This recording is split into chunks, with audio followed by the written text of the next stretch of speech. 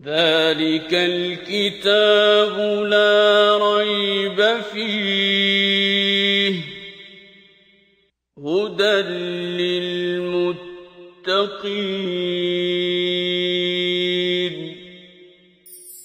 كتاب الله للأرواح روح به تحيا النفوس وتستريح كتاب الله والارض مددناها، اور ہم نے زمین کو کھینچ دیا، پھیلا دیا، والقینا فیہا رواسیا، اور پہاڑ اس میں جما دیے، وانبتنا فیہا من کل شیء موزون، اور اس میں ہر نوع کی نباتات ٹھیک جو ہے یعنی نپے تلی مقدار کے ساتھ ہم نے پیدا کی، وجعلنا لکم فیہا معیشہ، اور اس میں معیشت کے تمام اسباب تمہیں فراہم کر دیے، ومن لستم لہ برازقین، اور یقیناً بہت سی مخلوقات کے لیے بھی اور تمہارے لیے بھی ہم رازق ہیں، تم نہیں ہو۔ وَإِن مِّن شَيْءٍ إِلَّا عِندَنَا خَزَائِنُهُ، کوئی چیز ایسی نہیں ہے جس کے خزانے ہمارے پاس نہ ہو، وَمَا نُنَزِّلُهُ إِلَّا بِقَدَرٍ معلوم، لیکن جس چیز کو بھی ہم نازل کرتے ہیں ایک مقرر مقدار میں نازل کرتے ہیں۔ اب یہ اللہ طے کرتا ہے کہ انسانوں کے لیے کیا بہتر ہے کیا نہیں بہتر۔ اس کی سادہ سی مثال اگر سمجھیں تو ہوا جو اللہ تبارک و تعالیٰ نے بنائی ہے اس میں مخصوص مقدار میں وہ آکسیجن ہے، نائٹروجن ہے، یعنی جتنی انسان کو ضرورت ہے اس کے ذریعے سے، جسے آج کی زبان میں کہتا ہے کاسمک بیلنس ہے جو کہ اللہ نے بنا دیا۔ جب انسان چھیڑ چھاڑ کرتا ہے تو اپنا نقصان کرتا ہے، لیکن اللہ تبارک و تعالیٰ نے اسے بالکل اس طرح موزوں جیسا کہ ضرورت تھی اس کی مخلوقات کو، اور پھر ان میں وہ صلاحیت رکھ دی۔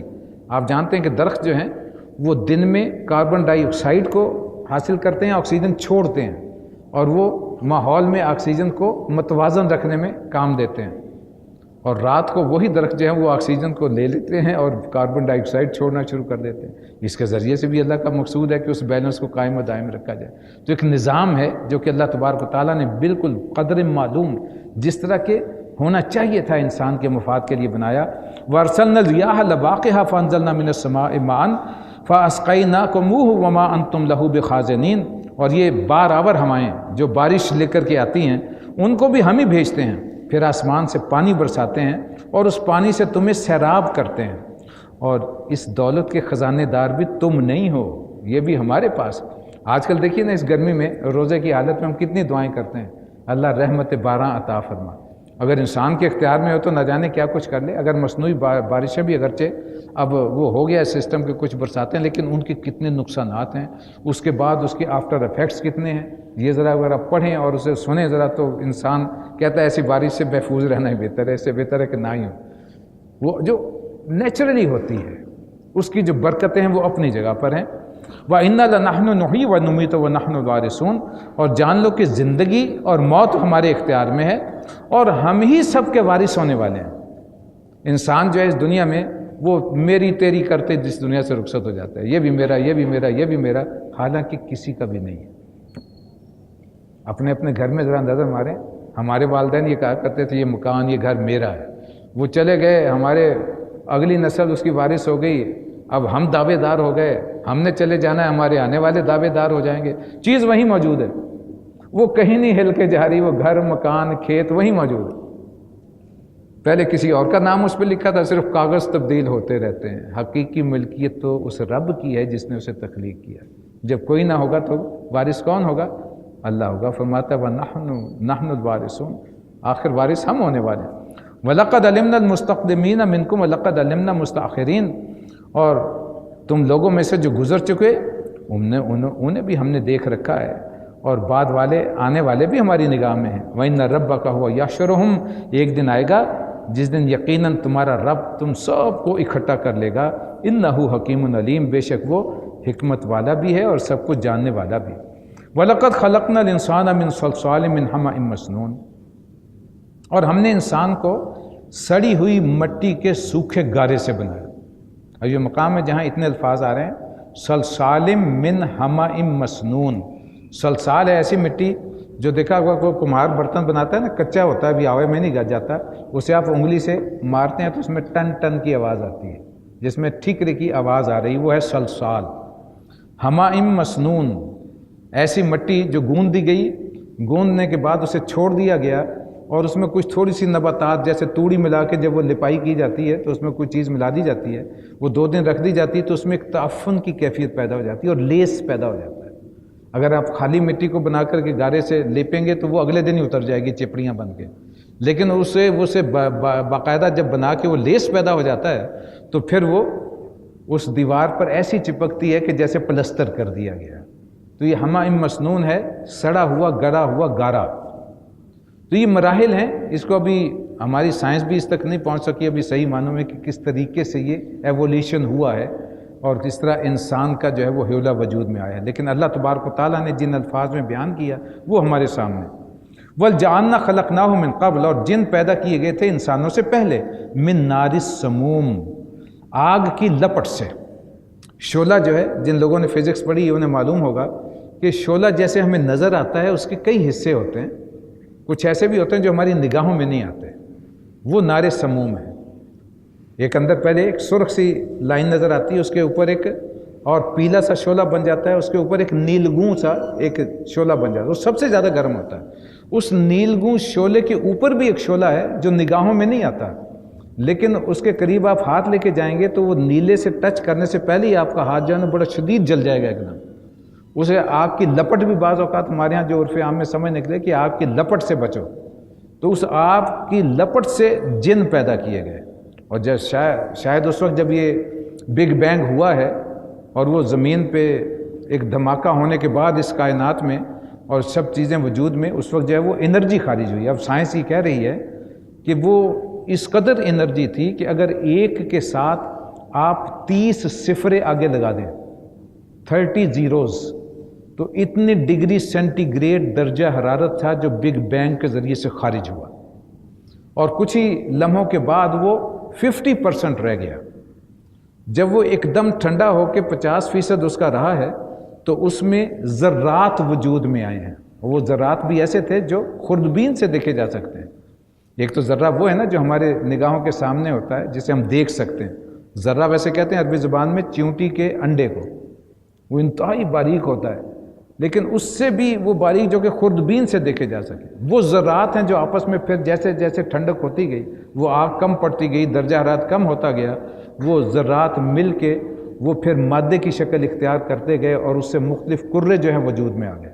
اور واللہ عالم ایسا ہوا کہ نہیں ہوا، لیکن ایک سائنٹیفک تصور ہے جسے کسی حد تک اب ثابت بھی کر لیا گیا ہے۔ اب اسی کی وجہ سے جو ہے وہ یہ سامنے تصور آیا ہے کہ یہ کائنات ایک وقت وجود میں آئی ہے، یہ تخلیق ہوئی ہے اور ایک وقت ختم بھی ہوگی۔ تو اس وقت جو وہ آگ تھی اس کی لپٹ سے پیدا ہونے والی مخلوق تھی جن۔ وَإِذْ قَالَ رَبُّكَ لِلْمَلَائِكَةِ إِنِّي خَالِقٌ بَشَرًا مِّن صَلْصَالٍ مِّنْ حَمَإٍ مَّسْنُونٍ، پھر یاد کرو اس وقت کو جب تمہارے رب نے فرشتوں سے کہا کہ میں نے اس سڑی ہوئی مٹی کے سوکھے گارے سے ایک بشر جو ہے وہ پیدا کر رہا ہوں، جب میں اسے بنا لوں فَإِذَا سَوَّيْتُهُ وَنَفَخْتُ فِيهِ مِن رُوحِي، اور پھر اس میں اپنی روح میں سے کچھ پھونک دوں، فَقَعُوا لَهُ سَاجِدِينَ، تو تم سب اس کے سامنے جھک جانا۔ فَسَجَدَ الْمَلَائِكَةُ كُلُّهُمْ أَجْمَعُونَ، چنانچہ تمام فرشتوں نے سجدہ کیا سوائے ابلیس کے، الا ابلیس ابا، وہ اس نے انکار کر دیا، ان یکون مع الساجدین، اور وہ سجدہ دینے والوں کے ساتھ اس نے نہیں دیا۔ قال یا ابلیس، اللہ نے اسے سوال کیا کہ اے ابلیس، ما لک الا تکون مع الساجدین، کہ تجھے کیا ہوا کہ تو نے سجدہ کرنے والوں کا ساتھ نہیں دیا؟ قال لم اقل اسجد لبشر خلقتہ من صلصال من حمأ مسنون، کہ میرا یہ کام نہیں ہے۔ اب اللہ کو وہ صاف جواب دے رہا ہے، اتنی معصیت کہ اس بشر کو سجدہ کروں جسے تو نے سڑی ہوئی مٹی کے گارے سے پیدا کیا۔ قال فاخرج منها فانک رجیم، اللہ نے حکم دیا یہاں سے نکل جا کیونکہ تم مردود ہے، وان علیک لعنت الی یوم الدین، اور اب روز جزا تک تجھ پر لعنت ہے۔ قال ربی فانظرنی الی یوم یبعثون، تو اس نے گزارش کی اللہ سے کہ یہ بات ہے تو پھر مجھے اس روز تک مہلت دے جب یہ سب انسان دوبارہ اٹھائے جائیں گے۔ قال فانک من المنظرین، اللہ نے اجازت دی کہ جا تجھے مہلت ہے، الی یوم الوقت المعلوم، اس دن تک جس کا وقت ہمیں معلوم۔ قال ربی بما اغویتنی لازینن لہم فی الارض ولاغوینہم اجمعین، کہ میں جس طرح میں اس کی وجہ سے بہک گیا ہوں، یعنی اس کو مرتبہ دینے کے لیے تو نے مجھے گویا کہ گمراہ وہ اللہ کے طرف منسوب کر رہا ہے۔ تو اسی طرح اب میں زمین پر جو ہے اس کے لیے دل فریبیاں پیدا کروں گا اور ان سب کو میں بہکا دوں گا، انہیں بھی اغوا کر کے رہوں گا، الا عبادک منہم المخلصین، سوائے تیرے ان بندوں کے جنہیں تو نے ان میں سے اپنا خالص کر لیا ہو، چن لیا ہو۔ قال ھذا صراط علی مستقیم، فرمایا کہ یہ راستہ ہے جو سیدھا مجھ تک پہنچتا ہے، یعنی کہ وہ لوگ جو میرے راستے پر چلیں گے۔ ان عبادی لیس لک علیہم سلطان، یقیناً میرے جو حقیقی بندے ہوں گے ان پر تیرا کوئی زور نہیں ہوگا۔ الا من اتبعک من الغاوین، تیرا بس ان پہ چلے گا جو بہکنے والے ہوں گے، جو تیری پیروی کریں گے۔ وَإِنَّ جَهَنَّمَ لَمَوْعِدُهُمْ أَجْمَعِينَ، اور ان سب کے لیے میرا وعدہ ہے جہنم کا۔ لَهَا سَبْعَةُ أَبْوَابٍ، وہ جہنم جس کے 7 دروازے ہیں، لِكُلِّ بَابٍ مِّنْهُمْ جُزْءٌ مَقْسُومٌ، ہر دروازے کے لیے ان میں سے ایک حصہ مخصوص کر دیا گیا ہے۔ اور اس کے برعکس ان المتقین فی جنات وعیون، نیک لوگ جو ہوں گے متقی وہ باغوں میں ہوں گے، چشموں میں ہوں گے۔ ادخلوها بسلام آمنین، ان سے کہا جائے گا داخل ہو جاؤ ان باغات میں سلامتی کے ساتھ، امن کے ساتھ، یعنی بلا خوف و خطر اس تمہاری جگہ اس میں آباد ہو جاؤ۔ وَنَزَعْنَا مَا فِي صُدُورِهِمْ مِنْ غِلٍّ، اور اگر ان کے دلوں میں کوئی آپس میں ناراضگی ہوگی، کھوٹ کھپٹ ہوگی، اخواناً علی سرر متقابلین، وہ ہم دور کر دیں گے اور وہ بھائی بھائی بن کر آمنے سامنے جہاں وہ بیٹھے ہوں گے۔ لا یمسہم فیہا نصب وما ہم منہا بمخرجین، انہیں کوئی وہاں مشقت نہیں ہوگی اور نہ وہاں سے وہ نکالے جائیں گے۔ یہ دھڑکا بھی نہیں ہوگا کہ بھی اتنی مدت کے لیے آئے ہیں پھر یہاں سے رخصت ہونا ہے، ابدالآباد تک کے لیے ہے، اور فراغت اتنی ہے کہ جتنی مرضی گپیں مارو، موج کرو۔ نبئی عبادی انی انا الغفور الرحیم، اور میرے بندوں کو خبر کر دیجیے نبی صلی اللہ علیہ وسلم کہ میں بہت ہی درگزر کرنے والا اور بہت ہی رحم کرنے والا۔ یہ ایک خوشخبری جو اللہ تبارک و تعالیٰ نے عطا فرمائی کہ انسان کیسا بھی خطا کار کیوں نہ ہو، بالخصوص یہ مہینہ جو ہے اور خاص طور پر بھی عشرہ چل رہا ہے، درمیان کا عشرہ، تو یہ تو ہے ہی اللہ تبارک و تعالیٰ سے معافی مانگنے کا، توبہ کی قبولیت کا۔ تو اللہ فرماتا ہے کہ میرے بندوں کو بتا دیجئے کہ میں ان کے حق میں بڑا ہی غفور الرحیم۔ کتنا بھی انسان کی وہ سمجھتا ہے کہ میرے سر پہ بہت بڑی گٹھڑی ہے گناہوں کی، معصیتوں کی، لیکن خلوص دل کے ساتھ جب بھی واپس آ جائے گا اللہ اسے یقیناً قبول فرما لے گا۔ یہ ہمارا ایمان ہونا چاہیے، اس یقین کے ساتھ توبہ کر کے اور آئندہ کے لیے خلوص کے ساتھ اپنا عمل جو ہے وہ سیدھا کر لیں۔ یہ موقع ہے، اگلا رمضان پتہ نہیں ہماری زندگی میں آنا کہ نہیں آنا۔ وَأَنَّ عَذَابِي هُوَ الْعَذَابُ الْعَلِيمُ، اور اس کے ساتھ میرا عذاب جو ہے وہ بھی نہایت دردناک عذاب ہے۔ وَنَبِّئْهُمْ عَنْ ضَيْفِ ابراہیم، تو انہیں ذرا ابراہیم کے مہمانوں کا قصہ بھی سنا دیجیے۔ اب دیکھیں یہاں سے عذاب کی بھی جو ہے وہ ساتھ ساتھ بیان کر دیا گیا، اس لیے کہ کچھ لوگ ہوتے ہیں جو اللہ تبارک تعالیٰ کی محبت، اس کی عظمت، اس کے احترام، اس کو ملحوظ خاطر رکھتے ہوئے وہ شرمندہ ہوتے ہیں کہ ہم نے معصیت کی زندگی گزاری، ہمیں معافی مانگ لینی چاہیے۔ لیکن سارے انسان جو ہیں وہ جو یہ محبت اور شفقت ہے اس کے وہ خوگر نہیں ہوتے، لہٰذا ان کے لیے ضروری ہوتا ہے کہ انہیں ڈنڈا دکھا کے بھی ذرا سیدھے راستے پر لایا جائے۔ پنجابی کی مثال ہے نا، ڈنڈا پیر بگڑیاں تگڑیاں دا، تو وہ جو بگڑے تگڑے ہوتے ہیں ان کے لیے بعض اوقات پھر وہ خوف اور ڈر، جہاں اللہ کے وہ محبت اور اس کا احترام ایک مثبت پہلو ہے، وہاں یہ منفی پہلو بھی کچھ لوگوں کی ہدایت کا باعث بن جاتا ہے۔ تو لہذا جہاں اللہ تبارک و تعالیٰ نے اپنی شان مغفرت اور رحمت کو بیان کیا، وہیں ساتھ ہی من عذابی، میرا عذاب جو ہے هو العذاب العلیم، وہ بڑا ہی دردناک ہے۔ یعنی باز آ جاؤ، کسی بھی جذبے سے آ جاؤ، معافی مانگ لو، اللہ تمہیں معاف کر دے۔ اب حضرت ابراہیم علیہ السلام، یہ قوم لوط والا جو قصہ ہم پہلے بھی پڑھ چکے، دوبارہ، اذ دخلوا علیہ قالوا فقالوا سلاما، جب ان کے پاس پہنچے تو انہوں نے کہا السلام علیکم، قال ان منکم وجلون، تو اس نے کہا کہ مجھے تم سے ڈر لگتا ہے۔ وہاں ذرا تفصیل سے آیا تھا کہ انہوں نے مہمان آئے تو قالوا لا تعجل، تو انہوں نے فرمایا ڈرو نہیں، انا نبشرک بغلام علیم، ہم تو تمہیں ایک علم والے بیٹے کی خوشخبری دینے آئے ہیں۔ قال ابشرتمونی علی ان مسنی الکبر فبما تبشرون، ابراہیم نے کہا کیا اس بڑھاپے میں مجھے اولاد کی بشارت دیتے ہو؟ ذرا سوچو تو صحیح، یہ کیسی خوشخبری ہے جو دے رہے ہو؟ قالوا بشرناک بالحق، فرشتوں نے جواب دیا ہم تمہیں برحق بشارت دے رہے ہیں۔ فلا تکم من القانتین، دیکھو مایوس ہونے والوں میں نہ شامل ہو جاؤ. قال ومن یقنط من رحمت ربہ الا الضالون، ابراہیم نے کہا ہاں میں ایمان ہے میرا رب پر، اپنے رب کی رحمت سے تو گمراہ لوگ مایوس ہوا کرتے ہیں. قال فما خطبکم ایھا المرسلون، تو خوشخبری سننے کے بعد اب فکر ہوئی ابراہیم کو کہ بھائی تمہارا اب کس طرف ارادہ ہے. قالوا انا ارسلنا الی قوم مجرمین، کہ فرشتوں نے کہا کہ ہمیں بھیجا گیا کہ مجرم قوم کی طرف. الا آل لوط، سوائے لوط کے گھر والوں کے. انا لمنجوہم اجمعین، ان سب کو ہم بچا لیں گے. الا امرأتہ، سوائے اس کی بیوی کے. قدرنا انہا لمن الغابرین، اس لیے کہ اس کا مقدر کر دیا گیا ہے کہ وہ پیچھے رہ جانے والوں میں شامل ہو جائے، یعنی وہ عذاب الہی کا شکار ہو جائے. فلما جاء آل لوط المرسلون، پھر جب یہ اللہ کے فرستادے جو تھے لوط کے ہاں پہنچے. قال انکم قوم منکرون، تو اس نے کہا کہ آپ کچھ اجنبی لوگ محسوس ہو رہے ہیں. نوجوان لڑکوں کی شکل میں وہاں مہمان کے طور پر پہنچے. قالوا بل جئناک بما كانوا فیہ یمترون، تو انہوں نے جواب دیا کہ ہم وہی چیز لے کر کے آئے ہیں جس کے آنے پر لوگ شک کر رہے ہیں، یعنی سزا، عذاب الہی. وآتیناک بالحق وإنا لصادقون، اور ہم حق کہہ رہے ہیں تم سے اور حق ہی ہمارے ساتھ آیا ہے. فأسر بأہلک، تو راتوں رات اے لوط اپنے اہل و عیال کو لے کر یہاں سے نکل جاؤ. بقطع من اللیل، رات کے بھی ایک حصے میں. واتبع ادبارہم، اور خود ان کے پیچھے پیچھے جاؤ. ولا یلتفت منکم احد، اور تم میں سے کوئی بھی پیچھے مڑ کے نہ دیکھے. وامضوا حیث تؤمرون، بس سیدھے چلے جاؤ جس طرف کا ہم تمہیں حکم دے رہے ہیں. وقضینا الیہ ذلک الامر ان دابر ہؤلاء مقطوع مصبحین، اور اسے ہم نے اپنا یہ فیصلہ پہنچا دیا، یعنی حضرت لوط علیہ السلام کو خبر دے دی کہ صبح ہوتے ہی اس قوم کی جڑ کاٹ دی جائے گی.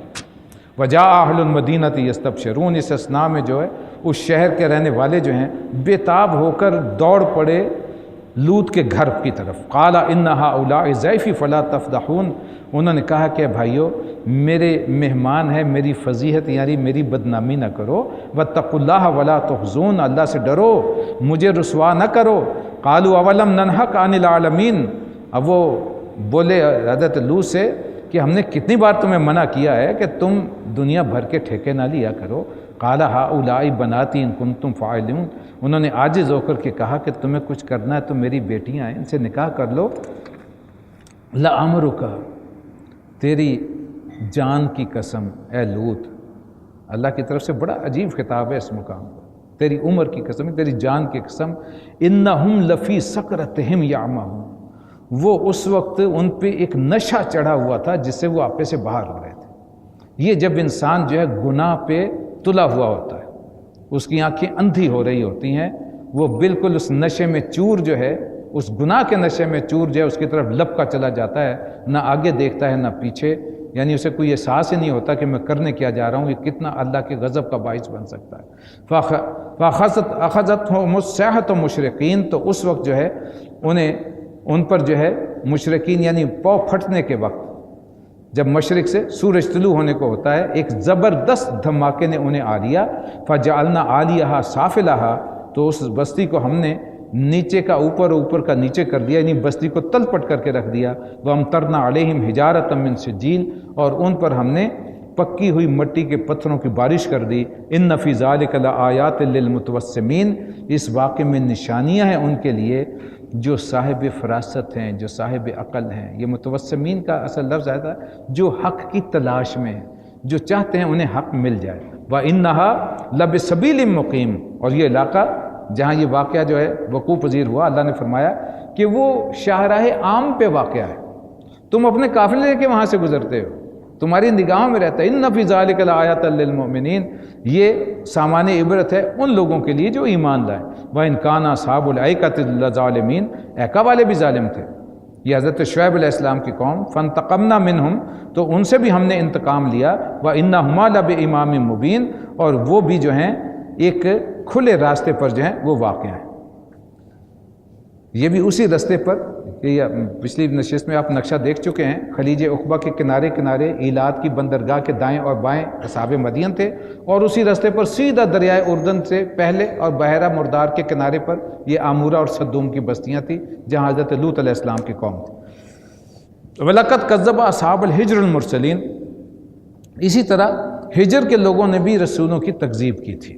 یہ ہجر ہے مدائن صالح جس کا آج کل نام ہے، اور یہاں حضرت صالح علیہ السلام کی قوم یعنی قوم سمود یا عاد ثانی جنہیں کہتے ہیں، وہ بھی تکذیب کر چکے۔ وَآتَيْنَهُمْ آيَاتِنَا فَكَانُوا عَنْهَا مُعْرِضِينَ، انہوں نے ہم نے اپنی آیات ان کے پاس بھیجی، نشانیاں ان کو دکھائیں، مگر سبھی کو نظر انداز کر دیا۔ وَكَانُوا يَنْحِتُونَ مِنَ الْجِبَالِ بُيُوتًا، وہ پہاڑ تراش تراش کے اپنے مکان بناتے تھے، بُيُوتًا آمنین، بالکل بے خوف اور مطمئن۔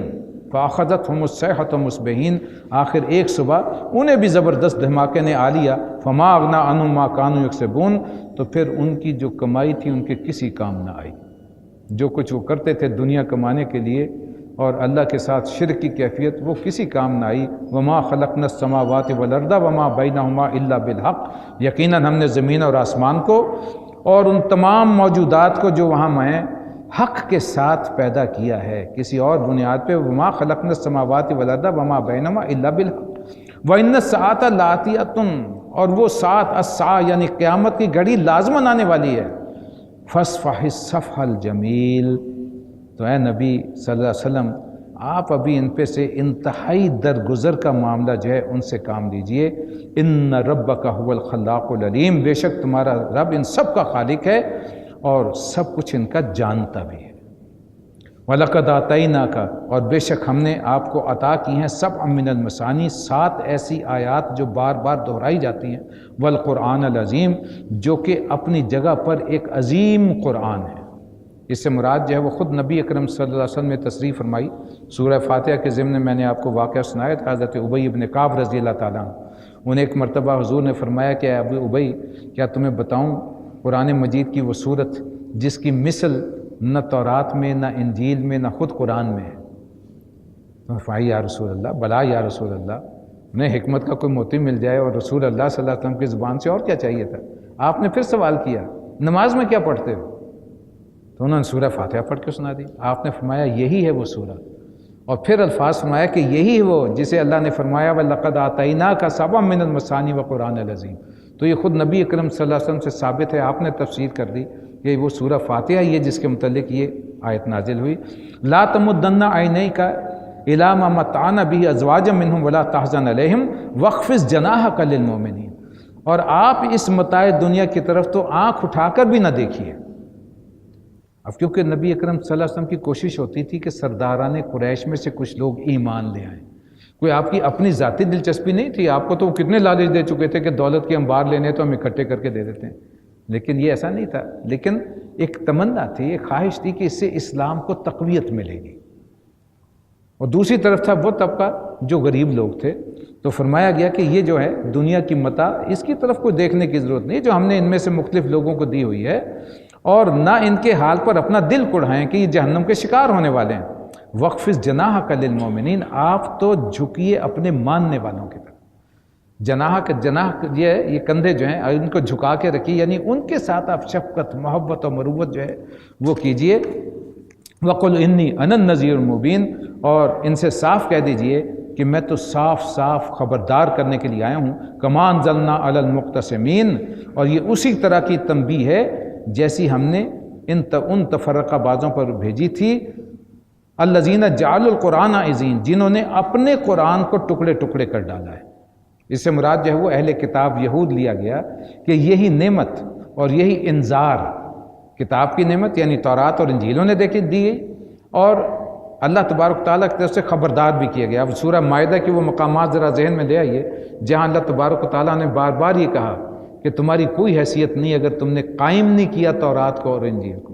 پھر ان کی تحریف جتنی ہوئی ہیں وہ بھی ساری بیان کر دی گئی۔ تو جنہوں نے اپنے قرآن کو، قرآن کا مطلب ہوتا ہے پڑھنے والی شے، پڑھنے والی کتاب، یوں کہہ لیجئے ہم پڑھتے ہیں ہمارے لیے قرآن ہے، ان کے لیے وہ قرآن ہے، وہ بھی پڑھنے والی شے، اور القرآن میں یہ ساری شامل ہیں، یہ سب کی سب لوح محفوظ میں محفوظ موجود ہیں، اور ان کا فائنل ورشن ہے یہ القرآن جو ہمارے پاس ہے۔ اس میں وہ ساری تعلیمات ہیں جو تمام صحیفوں میں پہلے آئیں، جو تورات میں آئیں، جو زبور میں آئیں، جو انجیل میں آئیں، اور اب قرآن میں اللہ تبارک و تعالیٰ نے انہیں فائنلی جو ہے ہمارے سامنے رکھ دیا اور تکمیل دین فرما دی۔ اب اس کے بعد اس لیے کہ کوئی کتاب نہ آئے گی، نہ نبی آئے گا، نہ رسول آئے گا، یہ فائنل ہے، جو فائنل گائیڈنس ہمارے پاس موجود ہے۔ فَوَرَبِّكَ لَنَسْأَلَنَّهُمْ أَجْمَعِينَ، اور تیرے رب کی قسم ہم لازماً ان سب سے پوچھ کے رہیں گے کہ تم کیا کرتے رہے ہو۔ اما كانوا يعملون فاصدع بما تؤمر، تو آپ کو جس بات کا حکم دیا جا رہا ہے علی الاعلان، اب اعلان کیجئے، وعارض عن المشرکین، اور شرک کرنے والوں کی ذرا بھی پرواہ نہ کیجیے۔ اس آیت کی بنیاد پر اور اس آیت کا اسلوب کیونکہ چھوٹی چھوٹی آیات کا ہے، تو مفسرین کا خیال ہے کہ اس مجموعے میں جس میں زیادہ تر صورتیں جو ہیں وہ آخری مکی دور کے آخری زمانے کی ہیں، یہ اپنے مضمون کے اعتبار سے یہاں لائی گئی۔ یہ پہلے 4 سال جو تھے نبی اکرم صلی اللہ علیہ وسلم کے مکہ میں، یہ اس زمانے میں نازل ہونے والی صورت ہے، اور یہ حکم جو دیا گیا تھا، یہ آیات اس وقت آئی تھیں جو اس سے پہلے 3 سال تک نبی اکرم صلی اللہ علیہ وسلم خاموشی کے ساتھ دعوت و تبلیغ کا کام کر رہے تھے۔ اب حکم ہوا کہ علی اعلان کیجئے، چنانچہ آپ نے پھر کوہ صفا پر کھڑے ہو کر کے اعلان کیا، واہ صباحا، ہائے وہ ظالم صبح جو آنے والی ہے، برباد کرنے والی ہے۔ لوگ دوڑے، اسے کہتے تھے وہ نذیر اریاں۔ لوگ کیا کرتے تھے، اگر کوئی ایسا کوئی اہم پیغام ہو اور کوئی خبردار کرنے کا ہو تو کپڑے اتار کے کوہ صفا پر کھڑے ہو جاتے، ننگے مادرزاد برہنہ ہو کے لوگ دوڑتے تھے، پھر کوئی خاص خبر آئی۔ نبی اکرم صلی اللہ علیہ وسلم نے اس طریقے میں تھوڑی سی ترمیم یہ کی کہ اپنی حیا کو اور طریقے کو قائم رکھا، خود اپنے لباس میں پورے میں وہاں پہنچے اور وہ اعلان وہی کیا، واہ صباح، ہائے وہ صبح۔ اب لوگ دوڑے، کیا بات ہے؟ پھر آپ نے فرمایا کہ اگر میں تم سے کہوں کہ اس کے پہاڑ کے پیچھے سے کوئی لشکر تم پہ حملہ کرنے والا تو میری بات مانو گے؟ آپ نے کبھی جھوٹ بولا ہی نہیں، آپ صادق الامین ہیں۔ پھر آپ نے دعوت ان کے سامنے رکھی اس آیت کے حکم کے مطابق کہ ایک اللہ کی بندگی کرو اور میں اس کی طرف سے رسول بنا کے تمہاری طرف بھیجا گیا ہوں، جس پہ ابو لہب کی زبان سے وہ الفاظ نکلے تھے نبی اکرم صلی اللہ علیہ وسلم کے بددعا کے، اور پھر سورہ جو ہے وہ لہب نازل ہوئی تھی۔ اِنَّا كَفَيْنَاكَ الْمُسْتَهْزِئِينَ، تو ہم نے تمہاری طرف سے ہم جو ہیں ان مذاق اڑانے کے لیے ہم کافی ہیں۔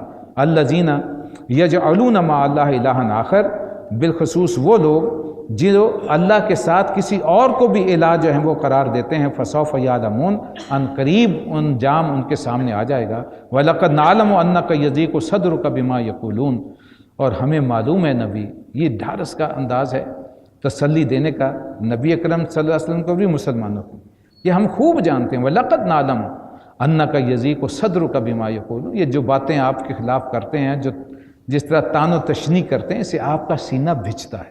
فَسَبِّحْ بِحَمْدِ رَبِّكَ، تو آپ تو اپنے رب کی، یعنی اس کا علاج بتایا گیا کہ حمد کے ساتھ اس کی تسبیح کیجئے۔ وَقُم مِّنَ السَّاجِدِينَ، اور سجدہ اس کی جناب میں بجا لائیے۔ وَعْبُدْ رَبَّكَ حَتَّى يَأْتِيَكَ الْيَقِينُ، اور اس آخری گھڑی تک اپنے رب کی بندگی کیجئے جس کا آنا یقینی ہے۔ اس سے موت مراد لی گئی ہے کہ مرتے دم تک اللہ کی بندگی اختیار کیجئے۔ یہ بڑی عظیم آیات ہیں اس اعتبار سے بھی کہ ڈاکٹر کیا ان کا نام ہے، خالد غزنوی صاحب، جنہوں نے طب نبوی لکھی، ان کی ایک کتاب جو ہے دعاؤں سے، قرآنی دعاؤں سے علاج، تو اس میں انہوں نے ایک واقعہ تحریر کیا کہ ان کے کوئی دوست تھے، یہ اس زمانے کی بات ہے جب ابھی پاکستان میں یہ جو اوپن ہارٹ سرجری ہوتی ہے وہ نہیں ہوا کرتے تھے۔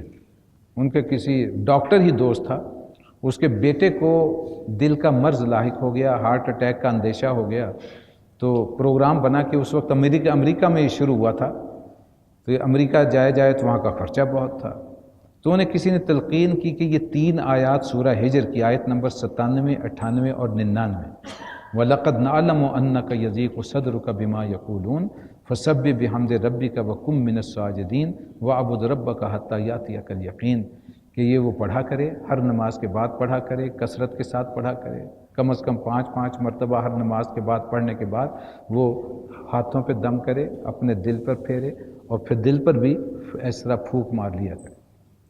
تو وہ لکھتے ہیں کہ تقریباً 3 ماہ کے بعد جن ڈاکٹروں نے سجیسٹ کیا تھا کہ جائیے اور آپ یہ سرجری کروائیے، وہ دوبارہ اس کے ٹیسٹ لیے گئے تو معلوم ہوا کہ اس کی رگیں جو ہیں، اس کی شریانیں جو ہیں وہ کافی کھل چکی ہیں۔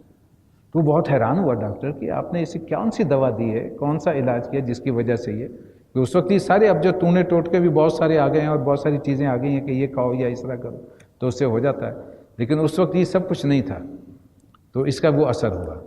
تو بہت سے دوست جو میرے اپنے، میں انہیں جانتا ہوں کہ ان کی یہ جو دل کی کیفیت تھی اور انہوں نے اس آیت کو اپنی زندگی کا معمول بنا لیا، اور ابھی زندہ حیات ہیں وہ احباب میرے اس مدینہ ٹاؤن میں موجود ہیں، جو جب یہ پڑھ کے ہم گزرتے ہیں تو خصوصی طور پر آتے ہیں کہ آپ نے فلاں دفعہ یہ بیان کیا تھا، ہم نے اس وقت سے یہ آیت شروع کی اور الحمدللہ ہمیں وہ جو ہے وہ یہ دل کا جو اندیشہ تھا وہ کبھی نہیں ہوا۔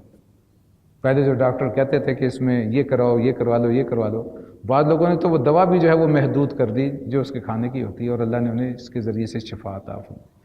ظاہر ہے کہ اللہ کے کلام میں شفا تو ہے، لیکن یہ ذہن میں رکھیے کہ عمل کے ساتھ جب یہ ہو تو پھر وہ شفا حقیقی طور پر بہت ہی اعلیٰ درجے میں ملتی ہے، عمل اور یقین۔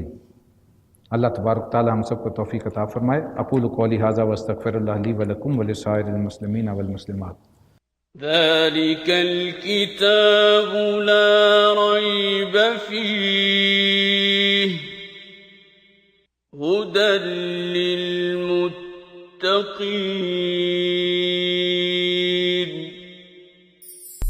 كتاب الله للأرواح روح به تحيا النفوس وتستريح